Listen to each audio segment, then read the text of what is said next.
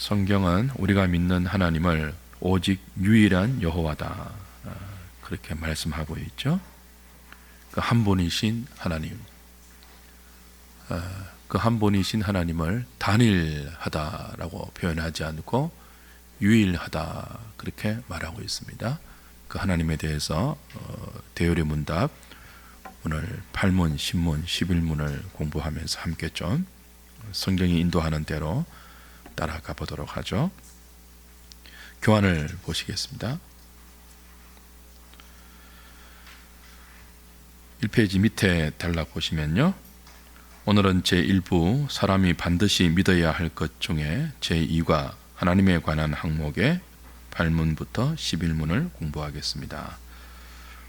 하나님에 관한 항목이 6문부터 11문까지 있는데요, 지난 시간에 우리가 배웠던 6문은 성경이 하나님에 대해서 하나님의 본성과 위격과 작정과 시행을 알려준다 그렇게 말하고 나서 7문은 하나님의 본성에 대해서 다루었습니다. 그리고 이제 8문부터 11문까지는 그런 본성을 가지신 하나님이 몇 분이 계시는가, 그 하나님의 신격에는 몇 위가 있는가 하는 삼위일체에 관하여서 가르치고 있는데요, 삼위일체 하나님 우리가 몇 차례 배웠습니다만 다시 대요리 문답이 가르치는 대로 좀 복습하면서 공부하면 좋겠습니다. 자, 제8문을 제가 읽어볼 테니까 여러분이 답을 해 보십시오. 제8문, 하나 이상의 신들이 있는가?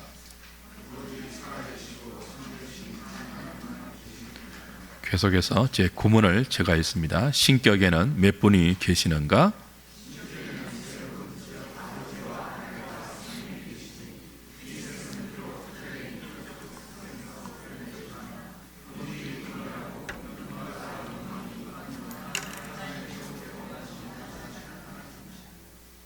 네, 해설을 8문 9문에 대한 해설을 같이 공부하겠습니다. 8문 이렇게 묻는데요, 하나 이상의 신들이 있는가? 한 하나님 외에 다른 신들이 있나? 그런 질문입니다. 7문에서 하나님의 속성, 하나님의 본성을 가르쳤습니다. 공유적 속성과 비공유적 속성을 성경이 어떻게 설명하고 있는가 하는 것들을 이야기하고 나서 8문에서는 이런 속성을 가지신 하나님이 하나님 외에 다른 신이 있는가라는 질문을 던지는 겁니다. 거기에 대한 답은 오직 살아계시고 참되신 한 하나님만 계시다 그렇게 답을 하고 있죠. 성경의 근거 구절, 오늘 우리가 읽었던 신명기 6장 4절, 5절 유일하신 하나님을 이야기하고 있죠. 나머지 성경 구절들은 집에 가셔서 좀 찾아보시고 확인하면 좋겠습니다. 해설 1을 보면요, 성경은 하나 이상의 신들이 있지 않고 오직 한 하나님만 계신다고 하는데, 여기서 한 하나님은 단일신이 아니라 뭐라고요? 유일신 개념이에요. 그러니까 신은 성경이 말하는 하나님이 유일하다 그런 뜻이지, 하나님이 숫자적으로 한 분밖에 계시지 않는다 그런 뜻은 아니에요. 하나님의 신격에는 세 분, 세 위격이 3%로 계세요. 성부, 성자, 성령으로 계세요. 그러니까 단일신이 뭡니까? 하나님은 오직 한 분이라는 개념이에요. 그 성경은 단일신이 아니고 뭐라고 한다고요? 유일신을 말해요. 자, 단일신은 이단이에요. 이 단일신에서 양태론이 나옵니다. 하나님이 숫자적으로 한 분인 것을 고집하면 성자와 성령이 하나님이 아닌 고급한 피조물, 그렇게 격화되는 교회 역사상 이단들이 단일신이라는 이름으로 양태론과 양자론의 형태로 나왔거든요. 그래서 하나님이 한 분이다라고 할 때 이 한 분의 개념이 단일이 아니고 유일이라는 생각을 여러분은 가지셔야 돼요. 그러니까 성부도 하나님이고 성자도 하나님이고 성령도 하나님인데 이 세 분이 본질이 같아요. 영광이 같아요. 속성이 같아요. 그러나 그 고유한 위격에는 구별되어요. 성부가 성자가 아니에요. 성자가 성령이 아니에요. 성령도 성부와 성자가 아니에요. 각각 고유한 위격 속에 분명히 다른 위와 구별되는 독립된 격이 있다는 거죠. 그런 의미에서 유일신입니다. 그러나 이 세 분이 서로 같은 상호 침투해 있고 상호 내재해 있고 그렇게 완벽히 하나 되어 있는 한 분 하나님이죠. 하나님은 많은 신들 가운데 하나의 신이 아닙니다. 대우리 문답 7문에서 하나님의 속성을 말했다고 했죠. 이런 속성을 가지신 하나님이 또 있다고요? 성부와 성자와 성령 외에는 또 다른 신이 없어요. 그렇죠? 이 세상이 말하는 신은 오전에 말한 것처럼 다 신이 아니죠. 사람이 만들어낸 허구의 신, 우상에 불과합니다. 우상은 전부 자기를 위해서 만들어낸 가짜 신이에요. 오직 성경이 말씀하는 하나님만이 살아계시고 참되신 유일하신 신입니다. 그 하나님 앞에 우상 숭배는 다른 신을 인정하는, 하나님을 모독하는 굉장히 크고 심각한 죄이죠. 그래서 1계명부터 나 외에 다른 신을 두지 말라라고 명령하는 것입니다. 우리가 인생이 하나님 외에 다른 대상을 신으로 추앙하거나 하나님처럼 의지하거나 경배하면 하나님이 굉장히 모욕감을 느껴요. 그래서 우상 숭배가 뭐 그렇게 대단한 것이라고, 우상 숭배하는 자를 멸하신다고 하는가라고 할 때 그게 대수롭지 않는 죄가 아니고요, 너무너무 불경한 죄, 하나님이 가장 기분 나빠하시고 가장 모욕감을 느끼는 죄가 우상을 만들어서 그 우상을 하나님처럼 섬기는 거죠. 자, 해설의 2번을 같이 한번 읽어볼까요? 시작. 유일하신 하나님의 신격에는 아버지와 아들과 성령 세 분이 계십니다. 7문에서 다룬 속성을 지니신 8문에서는 오직 한 분만 계신다고 말하고 나서 9문에서는 그 하나님이 한 본질, 세 위격이심을 말해줍니다. 성부, 성자, 성령 하나님은 속성에서 구별되지만 본질과 능력과 영광이 동등합니다. 그렇죠? 이 구문이 이제 그렇게 가르치고 있죠. 하나님의 신격에는 세 분이 계신다. 아버지가 계시고 아들이 계시고 성령이 계신다. 이 셋은 비록 그들의 위격적 고유성은 구별되죠. 성부는 성자가 아니에요. 위격적 고유성이 있단 말이죠. 성부는 자존하세요. 그러나 성자는 언제나 성부에게서 나셨습니다. 그리고 성령은 언제나 성부와 성자로부터 나오심을 받으세요. 그런 면에서 각각 위격적 고유성이 있습니다. 그러나 이 세 위격의 하나님은 본질이 동일합니다. 능력도 동일해요. 영광도 동등해요. 영원하신 하나님이죠.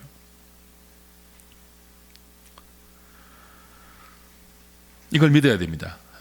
그래서 여러분은 의식적으로 두루뭉실하게 하나님을 부르지 말고 의식적으로 성부, 성자, 성령 하나님을 의식적으로 이렇게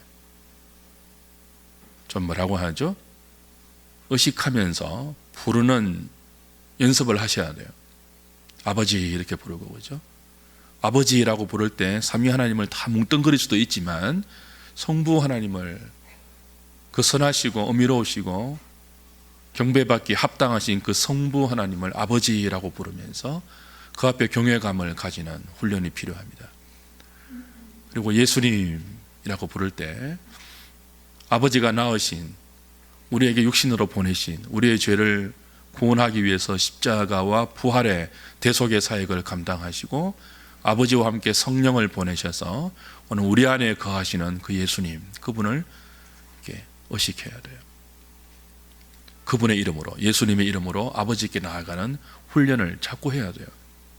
그러니까 하나님 아버지께 직접 다이렉트로 가는 게 아니잖아요. 우리는 그렇게 갈 수 있는 인생은 아무도 없습니다. 죽어요. 바로 그 아들의 이름으로, 아들의 공로를 의지해서 그 아들의 은혜로 아버지께 나아가죠. 거기에서 우리의 신앙의 겸손함이 늘 형성되어요. 아들을 거쳐서 아버지께로 나아가는 그런 신앙의 훈련이 필요합니다. 그리고 성령을 통해서 우리에게 감화하시고 우리를 깨우치시고 우리를 지도하시는 성부와 성자, 물론 그 모든 고유한 사역에도 함께 계시지만 그러나 그렇게 좀 의식적으로 구분할 필요가 있습니다. 그래서 우리의 신앙이 좀 더 세밀해지게, 그저 주여라고 해서 뭉뚱그려서 그 신앙의 대상으로 나아가는 것이 아니고 좀 세밀하게 구분해서 아버지의 이름을 부르고 아들의 이름을 부르고 성령의 이름을 부르면서, 그러면 신앙이 훨씬 더 풍성해지고 그 안에서 우리를 위해서 협력하시는 삼위 하나님의 놀라운 사랑과 은혜와 그 힘의 위력을 우리가 배울 수 있고 경험할 수 있습니다. 그러니까 매 순간 우둔한 우리의 그 미련함을 깨워주기 위해서는 성령님의 이름을 자꾸 부르십시오. 그 성령님의 도우심을 구하셔야 돼요. 우리를 깨우쳐 주시는 진리의 영이 성령 아닙니까? 그래서 성령님을 부르시면서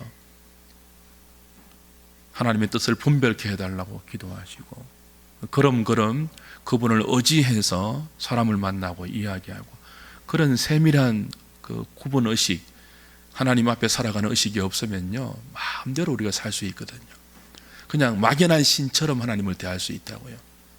불신자들이 그냥 막연한 그 신적 개념을 가지고 자기 삶을 살아가듯이 기독교인들도 하나님을 그렇게 대할 수 있거든요.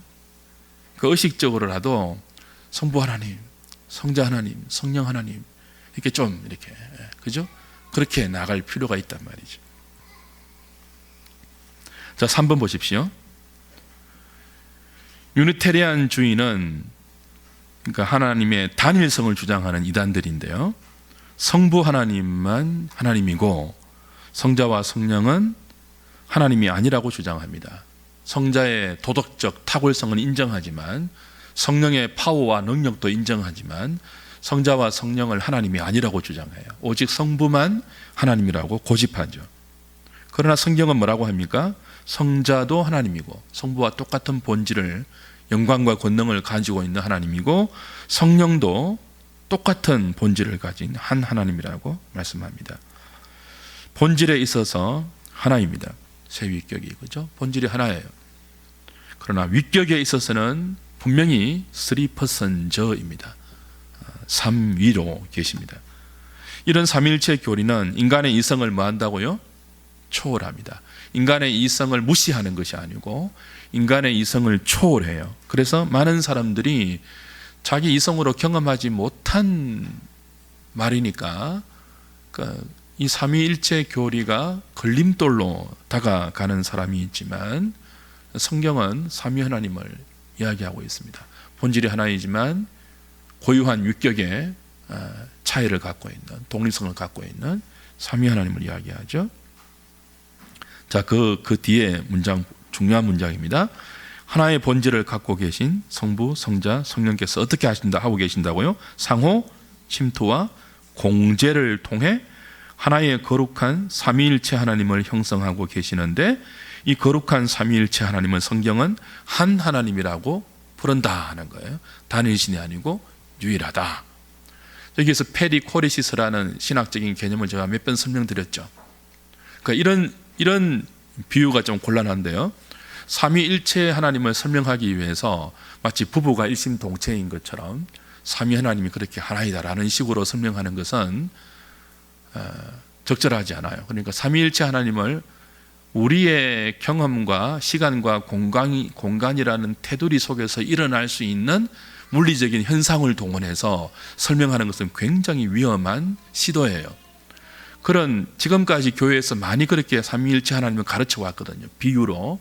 근데 그 비유가 하나님을 마치 양태론인 것처럼 많은 오해를 불러일으켰기 때문에 할 수 있으면 비유를 안 해야 됩니다. 부부가 일심동체인 것처럼 하나님이 삼위일체가 아니에요. 우리가 부부를 일심동체라고 할 때는 상호 내주 못하잖아요. 그죠?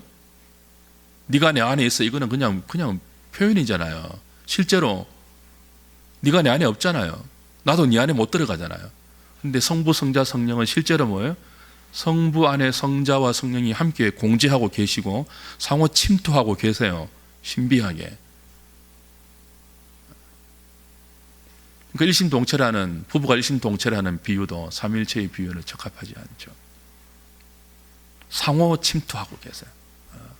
아버지가 내 안에, 내가 아버지 안에, 그 성부 안에 성자와 성령이 계시고 성령 안에 아버지와 아들이 함께 계시면서 함께 사역하고, 그러나 고유한 위격을 동시에 갖고 계시면서 독립적으로 구별되는, 성부가 성자가 아닌, 성령이 성부가 아닌 아주 신비한 우리가 믿는 한 하나님, 삼위일체 하나님이죠. 4번이 그 설명을 하고 있습니다. 지금까지 삼위일체 교리를 설명하려는 많은 시도들이 있었는데요, 물이나 얼음 그리고 수증기와 같이 여러 형태로 변화되지만 같은 화학적 본질을 갖고 있다거나, 우리 주일학교 때 이런 설명 저도 많이 들었거든요. 물, 얼음, 수증기 화학적으로 분석하면 전부 H2O예요. 같은 화학 구조를 갖고 있죠. 그러나 온도의 상태에 따라서, 그죠? 물이 될 수 있고 얼음이 될 수 있고 수증기가 될 수 있듯이 삼위일체 하나님도 그렇다고 설명했는데, 완전히 오해를 불러일으킬 수 있는 설명이란 말이죠. 비슷하게 불과 빛과 열의 관계. 그렇죠? 그러나 삼위일체는 성경 외에 다른 곳에서는 알려지지 않는 진리입니다. 경험되어지지 않는 진리예요. 그래서 시간과 공간이라는 이 제한적 스페이스 속에 살아가는 이 세계의 현상으로 삼위일체 하나님을 설명하려는 시도는 심각한 왜곡을 가져올 수 있습니다. 자, 물과 얼음과 수증기가 온도에 따라 독특하게 변하지만 모두 같은 화학적 분자 구조를 갖고 있지 않습니까? 그러나 동시에 물도 되고 얼음도 되고 수증기가 될 수 없거든요. 근데 하나님은 동시에 한 분이면서도 동시에 고유한 속성을 가진 삼위거든요. 아주 다르잖아요. 하나님은 상황에 따라 같은 본질이 변하는, 같은 본질인데 그 본질을 잃지 않으면서 상황에 따라서 모습을 달리하는 그런 분이 아니에요. 이게 이제 우리는 양태론이라고 하죠. 구약에는 뭐 성부로, 신약에는 성자로, 그리고 지금은 성령으로 뭐 그렇게 활동하신다, 그렇게 나타나신다. 이게 이단이거든요. 왜 이런 주장을 한다고요? 하나님이 한 분이라는 것을 충성스럽게 고집하려고 하다 보니까 단일신 사상으로 기울게 되고, 자꾸 이런 식의 인간적인 경험 안에서 철학적 사고를 통해 왜곡된 삼위 하나님의 상을 우리가 만들어냈던 것입니다. 5번 보십시오. 같이 읽겠습니다. 시작. 성경은 구원의 계획을 삼위일체 하나님 사이에 맺은 신적 언약 또는 약속으로 설명합니다. 구원의 실행도 성부 하나님의 뜻과 아들의 복종과 성령의 역사하심으로 이루어집니다. 만약 삼위일체 교리가 부정되고 폐기된다면 구원의 계획과 실행에 관한 성경의 진술이 전부 부정되고 폐기되어야 하므로 삼위일체 교리는 단순한 기계적 이론이나 추상적 교리가 아니라 기독교가 서기도 하고 넘어지기도 하는 중대한 교리입니다. 교회사를 통해서 중요한 신학적인 논쟁이 벌어졌고, 그 논쟁 가운데 가장 많은 부분을 차지한 것이 삼위일체 논쟁이에요. 이 삼위일체 논쟁에서 많은 이단들이 발생합니다. 단일신론, 삼신론, 그리고 양자론, 양태론, 이런 많은 이단들이 전부 삼위일체에 관한 성경적인 진술을 부정하거나 거부했기 때문에 이단으로 정죄되었고 교회 안에서 추방을 당했죠. 그래서 삼위일체 교리는 어렵다 이거 왜 이런 거를 해? 라고 말할 것이 아니고요, 기독교가 설 수도 있고 무너질 수도 있는 중요한 구원과 그의 백성들을 통치하는 하나님의 섭리가 온전히 담겨있는 위대한 성경의 진술이에요. 그러니까 우리의 구원을 성부만 하지 않았어요. 만세전에 삼위 하나님이 계획하셨고 서로 약속하셔서 이루어 가신 구원이에요.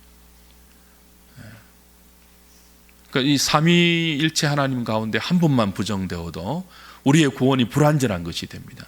그리고 구원받은 주의 백성을 인도하는 하나님의 인도하심과 책임지심과 보호하심도 불완전한 것이 되어버려요. 그래서 삼위일체의 교리가 중요한 거죠. 자, 신문 보겠습니다. 제가 읽으니까 여러분이 한번 답해 보십시오. 제 신문, 신격 안에 계시는 세 분의 위격적 속성은 무엇인가? 아버지에게는 그의 아들을 낳으신 것이, 아들에게는 아버지와 아들로부터 나오신 것이, 영원 전부터 고유한 위격적 속성이다. 11문을 읽겠습니다. 아들과 성령이 아버지와 동등한 하나님이라는 사실이 어떻게 나타나는가? 성경은 오로지 속성과 사역과 예배를 그들에게도 돌림으로써 아들과 성령이 아버지와 동등한 하나님이심을 명백히 나타낸다. 그렇죠? 자, 하나님의 신격 안에 세 분이 계신다고 했는데 이 세 분의 위격적 속성이 무엇인가 하는 것이 신문의 물음이에요. 자, 답은 뭐라고 합니까? 성부에게는 어떤 고유한 속성이 있죠? 성자에게는 없고 성부에게만 있는 독특한 위격적 속성이 뭐예요? 성부에게는 그의 아들을 낳으셨다는. 성부는 누구에게도 말미암지 않고 스스로 자존하시면서 어떤 독특한 위격적 속성이 있죠? 아들을 낳으신. 그래서 아버지라고 부르죠. 그런 속성이 있습니다. 아들은 성령을 낳을 수 없습니다. 아들은 성부를 낳을 수 없어요. 오직 성부만 성자를 낳았어요. 그렇죠?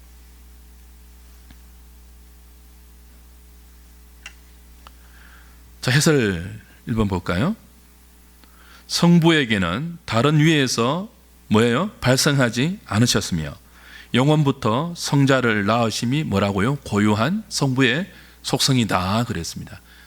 아들로서 아버지로서 아들을 낳으시는 속성. 그래서 그 이름도 성부예요. 아버지 하나님. 자, 성자의 속성은 뭐죠? 성자는 성부에게서 영원히 낳으신 바 되심이 성자만 갖고 있는 고유한 속성입니다. 성령은요, 성부와 성자에게 영원 전부터 나오심이 고유한 속성이죠. 그러니까 성령이 혼자 독립적으로 막 나와서 여러분에게 역사하지 않아요.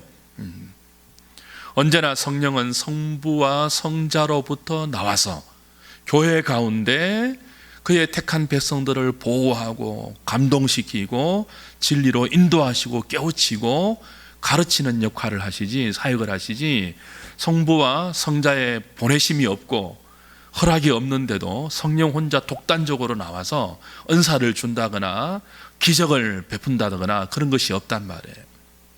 그래서 이렇게 삼위 하나님의 위격적 고유한 속성을 우리가 모르면 너무너무 무지한 신앙생활을 할 수 있습니다. 성부만을 막 이렇게 높인다든지, 그리고 성자만을 삼위에서 떼어내어서 추앙한다든지, 성부와 성자와 상관없이 성령만을 추구하는 은사 집회를 연다든지, 그렇게 갈 수 있는 거죠. 고유한 위격적, 삼위의 위격적 속성을 몰라서 그래요. 만물이 성부에게서 나옵니다. 만물이 성자로 말미암습니다. 그리고 만물이 성령 안에서 있습니다. 다 이해되지 않아도 성경이 말하는 것만큼만 우리가 믿으면 돼요. 어떻게 삼위일체 하나님, 삼위 하나님의 사역과 계획과 실행에 대해서 우리가 전부 다 알 수 있겠습니까? 그 광활하신 하나님이 하시는 일들에 대해서, 그렇죠? 성경이 진술해 주는 만큼만 믿으면 되죠. 자, 해설 2번 보실까요? 같이 읽겠습니다. 시작. 성부가 선자를 낳는다고 할 때 나타난 성부 하나님과 성자 하나님 간의 관계를 설명하는 인간적 언어로 우리처럼 시간 속에서 낳지 않고 시간을 초월하여 영원히 낳으셨음을 의미합니다. 만약 인간이 모태의 태중에 형성되어 태어난 것처럼 예수님이 어느 순간 성부에게서 형성되어 태어났다면 존재하지 않았던 때가 있었다는 말인데, 그렇게 되면 예수님은 피조물이지 하나님이 아닙니다. 그러나 성부가 성자를 낳으시고 성령이 성부와 성자로부터 나오신다고 할 때 나오심과 나오심이 무엇을 의미하는지 우리는 정확히 알 수 없습니다. 자, 성부와 성자와 성령이 각각 구별되는 독립된 고유한 속성의 위격이라고 했습니다. 이 세 위격을 구별하기 위해서 성경은 아버지가 아들을 낳았다라고 설명하고 표현하고요, 아버지와 아들이 성령을 보내었다, 혹은 성령이 아버지와 아들로부터 나오셨다, 영원히 아들은 아버지에게서 나으심을 받았고 영원히 성령은 아버지와 아들에게 나오심을 받았다라고 표현하는데요, 우리가 이해할 수 있도록 이렇게 인간적인 표현을 하는 것입니다. 그런데 무엇과 오해하면 안 된다고요? 우리 인간 엄마가 인간 아들을 낳듯이 성부가 성자를 낳았다고 오해하면 안 돼요. 성부와 성자를 구별하는 인간적인 표현이 낳았다는 표현이지, 이게 생물학적으로 엄마가 태중에 아이를 임신해서 낳는 것처럼 그렇게 아버지가 아들을 낳았다는 뜻은 아니에요. 만약 그렇다면 아들은 피조물이 불과하게 되는 거죠. 아리우스라는 신학자가 요한복음 3장 16절의 말씀을 이렇게 해석했습니다. 우리 인간 어머니가 인간 아들을 낳듯이 성부가 성자를 그렇게 낳았다고 해석을 했어요. 그래서 아들은 하나님이 아니다, 하나님과 동등한 본질이 아니다, 유사하다라고 유사 본질을 이야기했습니다. 그래서 이 아리우스가 이단으로 정죄를 받았죠. 아들은 어느 순간 피조물인데 어느 순간 신의 자리로 성격을 했다, 그렇게 말해요. 세례를 받을 때, 요단강에서 세례 받을 때 하나님이 아들로 인정되었다, 이런 식으로 이야기를 해요. 본질은 뭡니까? 성자가 원래부터 하나님이 아니고 피조물이었다가 어느 순간 성격되었다는 개념을 갖고 있죠. 다 이단적인 가르침입니다. 그러나 성부가 성자를 낳았다는 개념, 성령이 성부와 성자로부터 나오신다고 하는 개념이 우리는 무엇인지 정확히 알 수는 없습니다. 성경이 그렇게 설명하니까 그렇게 믿는 거죠. 더 이상 알려고 하면 어떻게 된다고요? 그렇게 다칩니다. 자, 세 번째 보겠습니다. 같이 읽겠습니다. 시작. 성경은 언제나 성부 하나님이 성자와 성령을 보내시고 그를 통하여 역사하신다고 말씀합니다. 또한 성자 하나님도 성령을 보내시고 그를 통하여 역사하신다고 말하지만 일하신다거나 성령 하나님이 성자를 보내어 역사한다고 말한 적이 없습니다. 이 순서는 단 한 번도 바뀐 적이 없습니다. 그러므로 동일한 신격의 삼위를 말할 때 우리는 언제나 성부 하나님을 먼저 말하고 성자 하나님을 두 번째로 말하며 성령 하나님을 마지막으로 언급해야 합니다. 이것은 우열의 개념이 아니라 성경이 가르치는 질서입니다. 성경을 가만히 보시면 언제나 이런 순서가 있습니다. 언제나 성부 하나님이 성자와 성령을 보내시고 성부 하나님이 성자를 통해서 일하시고 역사하신다, 그렇게 표현하고 그렇게 설명하지, 성자 하나님이 성부를 보낸다 그런 표현은 한 군데도 없어요. 그죠? 성령님이 성부를 통해서 일한다 이런 표현 본 적이 있습니까? 한 구절도 없어요. 전부 성부가 성자를 통해서 일하고 성령을 보내어서 역사한다 그렇게 말하죠. 언제나 삼위 하나님의 주된 근본적인 원인은 성부에게서 돌립니다. 찾습니다. 그죠? 성부에게서 보내심을 받은 성자예요. 성자와 성부에게서 나오심을 받은 성령이라고 말해요. 예수님이 요한복음에서 뭐라고 합니까? 내가 너희들과 함께 이 땅에 있으면서 내 입으로 한 말, 내가 너희들과 똑같은 몸으로 너희들과 함께 거하면서 너희들 앞에 행했던 모든 나의 행동, 이건 뭐예요? 스스로 한 말과 스스로 한 행동이 하나도 없다. 전부 뭐예요? 아버지가 시켜서 한 말이고 아버지의 뜻대로 한 것이라고 굉장히 자주 언급을 하시죠. 언제나 아들은 뭐예요? 아버지의 보내심을 받고 아버지의 뜻대로 말하고 행해서 우리의 구원을 이루어내셨습니다. 아버지가 아들의 뜻대로 행했다 이런 표현 보셨습니까? 없습니다. 그러니까 성부가 언제나 질서의 우선순위를 차지하고 있습니다. 아들은 아버지께 영광을 돌렸지 아버지가 아들에게 영광을 돌리지 않았습니다. 아버지여 아들을 통하여 영광을 받으시고 영화롭게 되시옵소서. 늘 이런 기도를 했지, 그죠?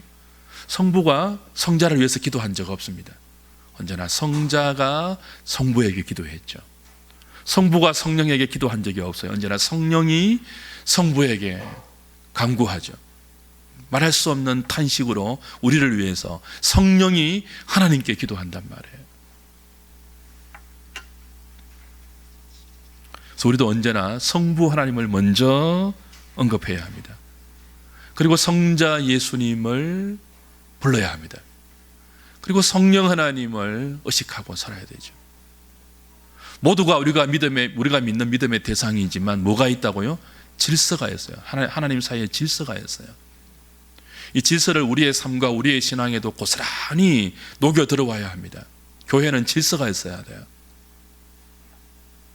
하나님은 화평케 하시는 하나님이고 질서의 하나님이잖아요. 왜 그리스도의 교회의 머리인 그리스도가 그의 직분을 통해서 교회를 다스릴까요? 직접 다스리지 않고 불완전한 인간 사역자를 직분자로 세워서 왜 교회를 다스려야 할까요? 우리로 하여금 겸손케 하기 위해서요.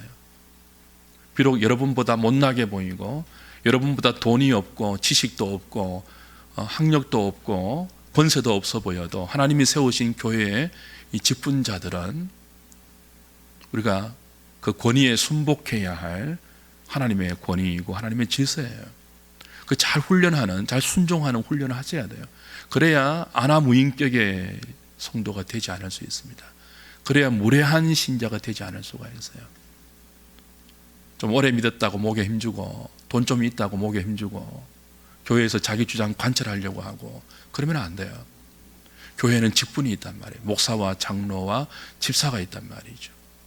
그 고유한 사역에 권위가 있잖아요. 그 사역에 순종하면서 존중하면서 존경하면서 그래야 여러분의 신앙 인격에 아름다운 그 질서가 잡혀요.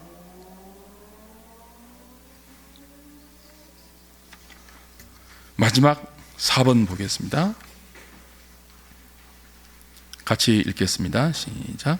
이상의 성경적 진술로 도출되는 결론은 성부, 성자, 성령 하나님은 같은 본질과 속성을 가지신 구별된 세 위격으로 존재하는 한 하나님입니다.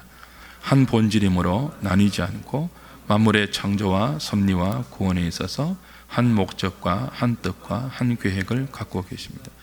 구약과 신약에 하시는 모든 일에 같이 참여하시지만 성경의 가르침에 따라 작정과 창조와 섭리는 성부께, 구속의 일은 성자께, 성자가 이루시고 획득하신 구원을 택자들에게 적용하시는 일은 성령님께 돌려드립니다. 그렇죠? 같은 본질과 속성을 가지신 성부, 성자, 성령 하나님은 한 하나님이지만 구별된 세 위격으로 존재합니다. 그렇죠? 한 본질이기 때문에 한 속성이기 때문에 나뉘지 않지만 그렇죠? 만물의 창조와 섭리와 구원에 있어서 한 목적과 한 뜻과 한 계획을 갖고 계시며 그것을 역사 가운데 실행하시는 하나님입니다. 구약과 신약에 하시는 모든 하나님의 일에 같이 참여하십니다. 그러나 우리가 그 사역의 독특한 강조를 위해서 창조와 섭리와 작정은 성부께 돌려드리고 죄인들을 구원하는 구속의 일은 성자께, 그리고 성자가 이루신 그 구원을 택자들에게 적용하시는 일은 성령님께 돌려서 우리가 감사와 찬양과 경배의 내용으로 하죠. 이걸 분명히 하세요. 우리를 택하신 분이 누구라고요? 성부예요. 성부. 어디 안에서요? 그리스도 안에서. 저와 여러분들을 택하셨어요. 누가요? 성부가. 뭐대로? 그의 기쁘신 뜻대로.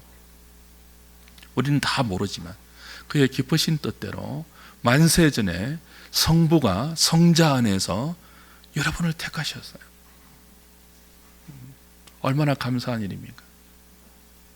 그리고 성자는요, 역사상의 때가 되어서 여자의 몸에서 육신을 입고 태어나셔서 택한 자를 위해서 십자가로 가셨어요. 그리고 우리가 받아야 할 모든 죄에 대한 저주와 심판을 온 몸과 영혼에 다 뒤집어쓰고 죄인의 대표가 되어서 아버지의 진노를, 아버지의 형벌을 담당하셨어요. 성자가 아버지의 뜻에 순종하여서 하나님과 동등한 한 하나님이지만 그 동등됨을 취할 것으로 여기지 아니하시고 종의 형체를 입고 죽기까지 복종하셔서 우리의 구원을 이루어내셨죠. 그리고 성령이 어떻게 하셨습니까? 그걸 까마득하게 모르는, 그걸 이루어내신 성자 하나님과 아무 상관없이 살았던 우리에게, 2000년 후에 이 땅에 살고 있는 우리에게 성령이 그 택자에게 역사하셔서 성부가, 성자가 이루신 그 구원을 믿게 하시고 깨닫게 하시고 받아들이게 하시고 감동하게 하시고 그분을 따라가게 하는, 그 구원을 적용하는 일을 누가 하고 있다고요? 성령이 하고 계세요. 물론 이 고유한 사역에 그분만 하시는 것이 아니고 삼위가 다 협력하지만 이렇게 고유한 사역을 우리가 나누기 위해서 이렇게 성령이 분류하고 있죠. 그래서 우리가 기도할 때도 뭐예요? 성령님 이렇게 기도하고 예수님 이렇게 기도하고 아버지라고 이렇게 또 그 고유한 사역의 내용을 따라서 우리가 빌 바를 구체적으로 하나님께 빌면서 나갈 수 있는 거죠. 하나님이 택하시고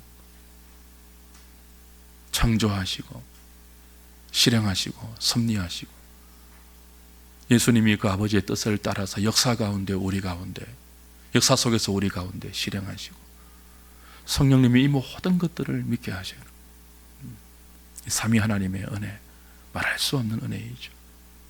우리는 성자 안에서 하늘에 속한 모든 신령한 복을, 성령으로 말미암아 성부가 주시는 모든 신령한 복을 이렇게 받았습니다.